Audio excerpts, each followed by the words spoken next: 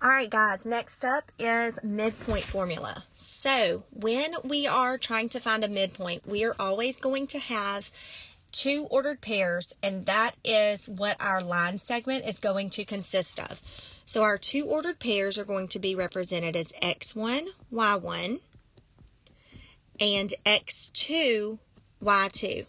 Don't let that confuse you. It just means the x in your first ordered pair, the y in your first ordered pair, the x in your second ordered pair, the y in your second ordered pair. Okay? So the formula is going to actually be an ordered pair where we do x1 plus x2 divided by 2, and then y1 plus y2 divided by 2.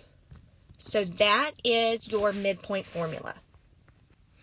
Okay, so now we're actually going to use this formula and apply it to the points that we are given to find the midpoint of the line segments.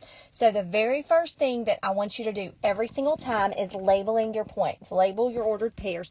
So x1, y1, x2, y2. Everybody see what we did? We just labeled the first one. The first x is x1, then y1, x2, y2, just like we saw in the midpoint formula. Now from there, we are going to plug it into your midpoint formula.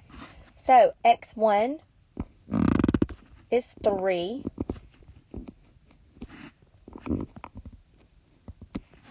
Then plus x2. x2 is negative 7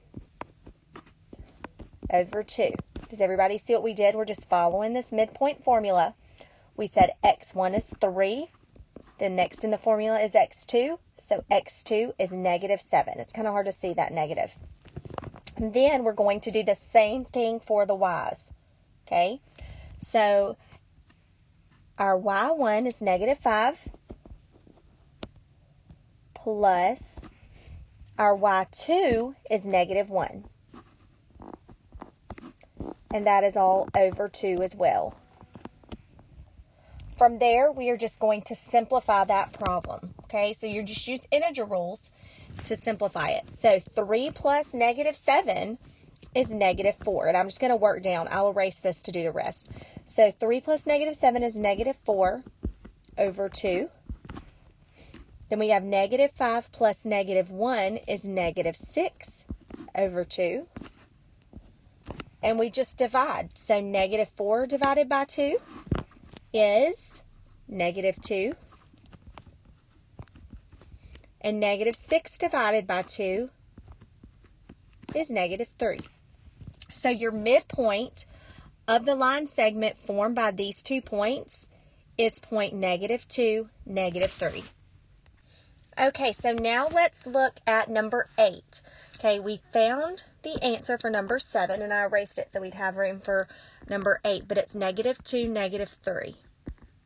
Okay, so now let's look at number 8 and work it out. What I want you to do is pause the video, use your notes from number 7, and try to work it out first, and then start the video back, see how you did, and we will go from there. All right, so for number 8, for your answer, you should have gotten negative 1/2, negative 7. So if you did not get that answer, listen up. Let's look and see what you did. So we're going to start by labeling our points. Always, always label your points. It will keep you from making so many careless errors. So we're going to start with x1, y1, and then x2, y2. All right, from there, we're going to make our big ordered pair parentheses for our formula, and we're going to start with x1. So negative 10 plus 9 over 2. Everybody see what we did? x1, x2, just like in the formula. And then for our y side, we have negative 6 plus our y2 is negative 8 divided by 2. So from there, then we have negative 10 plus 9 is negative 1 divided by 2. And then negative 6 plus negative 8 is negative 14 divided by 2. Once we get to this point, we can't really do a whole lot more, can we? Okay, because negative 1/2, it's not going to simplify anymore. That is a fraction in simplest form. So you know that your x value for your midpoint is negative 1/2. Now over here, for our y values, negative 14 divided by 2 is negative 7. So that will simplify. Add your parentheses to form your ordered pair, and there you have your final answer. Okay, so here we go with number 9 and 10. So we're still finding the midpoint of each segment, but this time our segments are given to you on a graph. So we are essentially going to combine what we've already done with ordered pairs and what we've already done with midpoint into the same problem. So first we need to find out what these points actually are. So this is point 2, 1, because we go to the right 2, up 1. And then this is point 4, 0, because we go to the right 4 and we don't move up and down. So these are our two ordered pairs, and now we're back to where we were in the last example. So let's start, and we are going to plug it into the midpoint formula. Remember, it's just x1 plus x2 divided by 2, and then y1 plus y2 divided by 2. So draw your big parentheses for your ordered pair.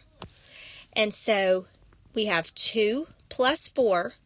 Again, we're using our midpoint formula, divided by 2. And then for the y value, we have both of our y values, 1 plus 0 divided by 2. Okay, so from there, then we just simplify. So 2 plus 4 is 6. So 6 divided by 2. 1 plus 0 is 1 divided by 2. Then we simplify what we can. So our x value, 6 divided by 2, is 3.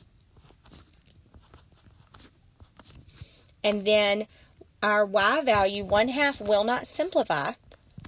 So our answer is 3 1/2 for our ordered pair for our midpoint. Okay, so now we are going to look at number 10, and I'm going to let y'all do that on your own. So go ahead and pause your video, and then when you unpause it, you will have the answer and all the work. So pause it right now and then check your work. Okay guys, so here is the answer to number 10. Your midpoint is negative 3/2 and 1. So one thing I want to point out really quick before this video ends is that it doesn't matter which point you write down first. Okay, it doesn't matter. If you would have put 0, 3 first, then you would have still gotten the same answer.